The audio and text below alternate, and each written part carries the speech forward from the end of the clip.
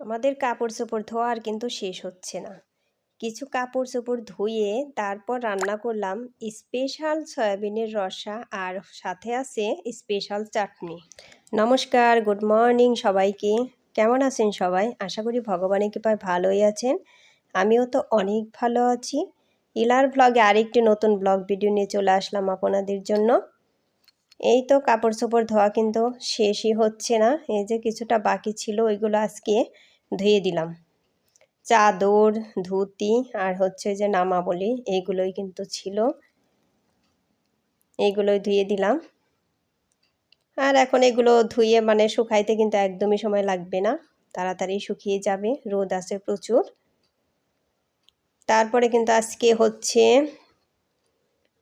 বৃহস্পতিবারের রান্না, নিরামিষ রেসিপি।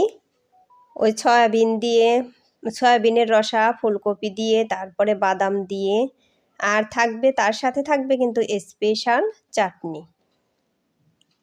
এই তো এগুলো ছড়িয়ে দিয়ে তারপরে কিন্তু রান্নাবান্না শুরু করে দেব। আর আজকে কিন্তু সবাই চলে গেছে, আগেই চলে গেছে, এটা আমার কয়েকদিন আগের ভিডিওই, আগেই চলে গেছে। আজকেও কিন্তু একা একা তেমন বেশি ভালো লাগতেছে না, খারাপই লাগতেছে। আমার বাড়ির সবাই গেলে যেরকম খারাপ লাগে, আর ওই যে আমার ভাস্তিরা যে আসছিল, ওরা সব সময় আমার সাথে সাথে ঘুরছে, আমার সব সময় ডাকাডাকি করছে যে পিসিমণি পিসিমণি এরকম কিন্তু করছে, সেই জন্য আরও বেশি খারাপ লাগতেছে। আর বাসায় একজন আসলে পরে গেলে পারে না, খুবই খারাপ লাগে, তাই না? এখন তো একদমই আবার একা। এই তো এই যে নামাবলি, এগুলোও ধুয়ে দিচ্ছি। এগুলো এক পাশে নামানো ছিল, সেই জন্য কিন্তু ধোয়া হয়নি। আর এতগুলোর মধ্যে ওইভাবে এত কিছু ধোয়াও যায় না। এগুলো পাতলা পাতলা দেখে আমি আর ওইগুলোর সাথে ধুইতে দিই নাই, যে এগুলো শুকাইতে তেমন বেশি সময় লাগবে না। এই তো এগুলো কিন্তু দুই ভাইয়ের জন্যই, এই অনুষ্ঠানের দিনই শুধু এগুলো গায়ে দেয়।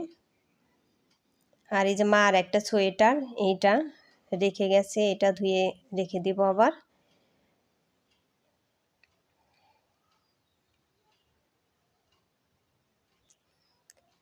এগুলো ধুইতেও একটা আলসি, ধুই ধুই করে কিন্তু আর ধোয়া হয় না। আর একবার ধুইতে গেলে আবার মনে হয় যে যা যা আছে ওগুলো সবই একসাথে ধুয়ে নিই। এখন মোটামুটি সব কিছুই কমপ্লিট হয়ে গেছে, ধোয়া ধুই আর কিছু নেই এখন আর ধোয়ার বাকি, সব কিছুই ধোয়া শেষ। আবার কিছুদিন পর আমাদের নিজেদের পরার কাপড় চোপড়, ওইগুলোই কিন্তু ধোয়া হবে। আর শীতের জিনিসও তো এখন কিছু কিছু করে রেখে দিতে হবে। বন্ধুরা, একটা লাইক দিয়ে আমার ভিডিওটি কন্টিনিউ করবেন। আপনাদের একটা লাইক আমার ভিডিওটিকে এগিয়ে যেতে সাহায্য করবে। আর ভিডিওটি স্কিপ না করে পুরোটাই দেখবেন, আশা করি ভগবানের কৃপায় অনেক ভালোই লাগবে। আর আমার চ্যানেলে নতুন হয়ে থাকলে একটা সাবস্ক্রাইব করে বন্ধু হয়ে আমার পাশে থেকে যেতে পারেন। এই তো এখন কিন্তু রান্না শুরু করে দিলাম, দুপুরের রান্না। সকালে তো খাওয়া দাওয়া হয়ে গেছে আগেই। আর এই যে আজকে এই যে এই বাদাম দিয়ে কিন্তু রান্না করব, তার জন্য এই যে কাঁচা বাদামগুলো আগে ভেজে নেব। এর সাথে আমি এই যে একটা মশলা করে নেব, গরম মশলা, এলাচ, দারচিনি এগুলো দিয়ে দিলাম। তারপরে যে ধনে, সস এগুলো দিয়ে দিলাম। এগুলো ভাজা হলে পরে কিন্তু আমি কিছুটা জিরেও দিয়ে দিব। এটা একটা মশলা করে নেব এই ঈদের জন্য, সয়াবিনের রসার জন্য। এই তো জিরেও কিন্তু আমি দিয়ে দিলাম। এই বাদাম দিয়ে সয়াবিনের রসা, এটা কিন্তু আমার ইউটিউবে দেখা না, এটা আমি নিজে থেকে বুদ্ধি করে বের করে রান্নাটা করব। রান্না করে দেখি যে কীরকম হয়। এই তো ওগুলো কিন্তু আমার ভাজা হয়ে গেছে। এখন এই যে কড়াইতে তেল দিয়ে দিলাম, জিরে সম্বার দিয়ে দিলাম, কালো জিরে সম্বার দিয়ে দিয়েছি। আগে এই যে বেগুনগুলো ভেজে নেব, তারপরে কিন্তু সয়াবিনের রসাটা রান্না করব। আর এর মধ্যে আমি আবার ওই মশলাগুলো বেটে নেব, ওগুলো কিন্তু আমি পাটাই বেটে নিব, কারণ পাটায় বেটে মশলার স্বাদ অনেকটাই আলাদা। আর বেগুন আমার কিন্তু ওই যে তাল বেগুন আছে, লাফা বেগুন আছে, ওগুলোর চেয়ে না এই যে এইরকম চিকন বেগুন ভাজা খেতে বেশি ভালো লাগে। সেই জন্য কিন্তু আমি এই বেগুনে বেশি ভাজার চেষ্টা করি। এগুলো খেতে একদমই দারুণ লাগে আমার। এই তো ভাজা হয়ে গেছে বেগুনগুলো, এখন এই যে উঠিয়ে নেব। আর বন্ধুরা, সাইডে বিড়ালে খুব ঝগড়া করতেছে, শব্দ এসে উঠতে পারে, আপনারা একটু ম্যানেজ করে নেবেন। আর কয়দিন ধরে আমার এতটাই আলসি হয়েছে, এমনিতে মানে রাতে আমি এডিট কমপ্লিট করে তারপরে কিন্তু ভয়েস দিয়ে রাখি, যাতে আর দিনে কোনো ঝামেলা না থাকে। এই 3-4 দিন ধরে না আমার খুবই আলসি হয়েছে, রাতে এডিট কমপ্লিট করে রাখি কিন্তু ভয়েস আর দিতে পারি না। ভয়েস দিতে এতটাই আমার আলসি লাগে, মনে হয় রাত হয়ে গেছে এরকম লাগে। রাত তেমন বেশি না হলেও না মনে হয় যে অনেকটা রাত হয়ে গেছে, এখন আর দেব না, কেমন যেন একটু বিরক্ত বিরক্ত ভাব লাগে। ওইভাবেই করে কিন্তু আমার রাতে আর ভয়েসটা দেওয়া হয় না। এমনি থামনেলও বানিয়ে রাখি। আর এই যে কয়েকটা দিন ধরে আমি এই তো মানে ভিডিও যখন ছাড়বো তার আগেই কিন্তু ভয়েসটা দিই।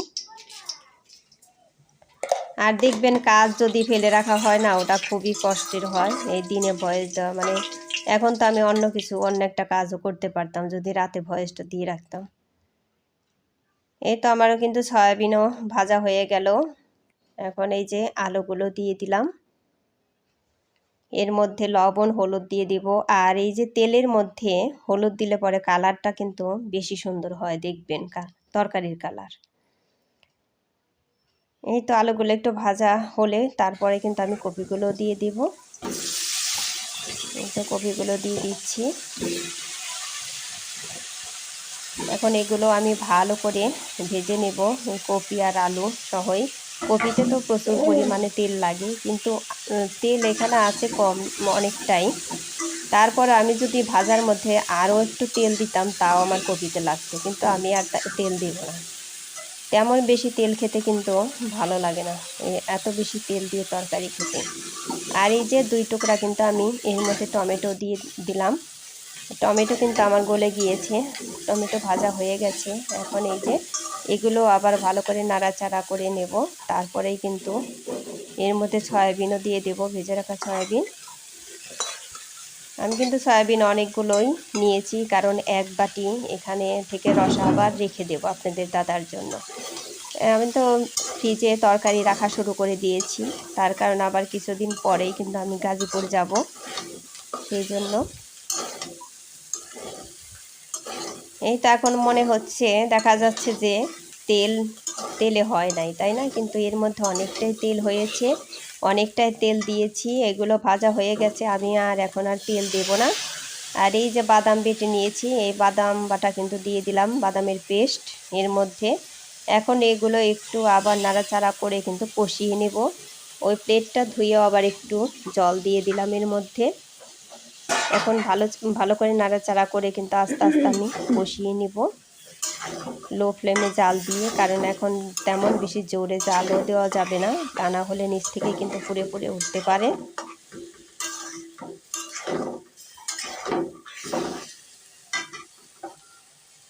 এই তো এগুলো কিন্তু আমার সুন্দর করে কষানো হচ্ছে। তারপরে একটু মরিচের গুঁড়া এর মধ্যে দিয়ে দিলাম একটু কালার হওয়ার জন্য। আর এই রসাটা তেমন বেশি আমি ঝাল করব না, কারণ অত বেশি ঝাল করলে না খেতে তেমন বেশি ভালো লাগবে না। এই তো সুন্দর করে কিন্তু এগুলো আমি কষিয়ে নিচ্ছি। কষানো হলেই তারপরে আমি ঝোল দিয়ে দেব পরিমাণ মতো। এই তরকারিটা কিন্তু তেমন বেশি ঝোলা ঝোলা হবে না, একটু কম কম ঝোল রাখবো এর মধ্যে। এই তো এখন যে ভাজা ভাজা হচ্ছে বাদামের পেস্ট সহ, এতটাই সুন্দর গন্ধ বের হচ্ছে, আমার কিন্তু খুবই ভালো লাগছে গন্ধটা শুনে। এই তো আমার এগুলো কষানো হয়ে গেছে, এখন এই যে পরিমাণ মতো ঝোল দিয়ে দিচ্ছি।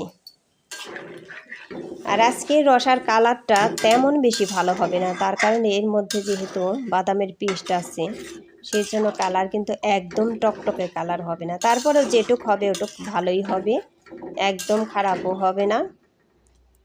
এই তো এখন কিন্তু পরিমাণ মতো ঝোল দিয়ে দিলাম, আর দেব না, ওই যে বললাম না যে একদম কিন্তু ঝোলা ঝোলা করব না, কারণ একদম ঝোল রাখলে কিন্তু খেতে ভালো লাগবে না। আর ওই যে একটা মশলা করে নিয়েছি, এর মধ্যে ওই যে এলাচ, দারচিনি, তারপরে ধনে সস আর হলো জিরে, এই সব কিছু মিশিয়ে ভালো করে ভেজে নিয়েছিলাম। তারপর কিন্তু এই যে বেটে নিয়েছি মশলাটা কিন্তু দারুণ সুন্দর গন্ধ বের হচ্ছে। এই মশলাটা দেওয়াতেও তরকারির গন্ধটা দারুণ হয়েছে। আর এই সয়াবিনের রসাটা এতটাই টেস্টি হয়েছিল বলে আমি আপনাদেরকে বোঝাতে পারবো না। খুবই মজা হয়েছিল, এই রসাটা একদমই মজা হয়েছিল। আমরা দুইজনে কিন্তু অনেকখানি খেয়েছিলাম তরকারি। মনে হয়েছিল যে এক বাটিরও বেশি তরকারি রাখা যাবে ফ্রিজে। তা আমাদের খেতে খেতে কিন্তু অনেকটাই কমে গিয়েছিল, কারণ অনেক মজা হয়েছিল। এই তো এখন কিন্তু চাটনির জন্য একটা তেজপাতা দিয়ে দিলাম, একটু সরিষা সম্বার দিয়ে দিলাম, কারণ চাটনিতে সরিষা সম্বার না দিলে কিন্তু ভালো লাগে না, গন্ধটা ভালো আসে না। এখন এই যে টমেটোগুলো দিয়ে দিলাম। এখন এই যে টমেটোগুলো কিন্তু আমি ভালো করে ভাজা করে নেব। তারপর এর মধ্যে দেব আমসত্ত্ব। আমি কিন্তু এই যে 2 টুকরা করে আমসত্ত্ব দিয়ে দিই। আমার আমসত্ত্ব আছে, ফ্রিজে রেখে দিয়েছি, মানে কাঁচা আম দিয়ে আমসত্ত্ব করেছিলাম, সেই আমসত্ত্ব। তারপরে এই যে আগেই আমি তেঁতুল গুলিয়ে রেখেছিলাম, ভিজিয়ে রেখেছি। এখন কিন্তু তেঁতুলের পাল্পটা বের করে দিয়ে দেব। আর এই যে ওই ছাবা টাবা থাকবে ওগুলো ফেলে দেব, ওগুলো আর দেব না। এই তো এই যে চাটনিটা কিন্তু দেখতে খুবই ভালো লাগতেছে। এখন এই যে তারপরে পাল্পটা দিয়ে দেব। হ্যাঁ, দিয়ে দিলাম। আর আমি আজকে কিন্তু গুড়, চিনি এর মধ্যে কিছুই দেব না।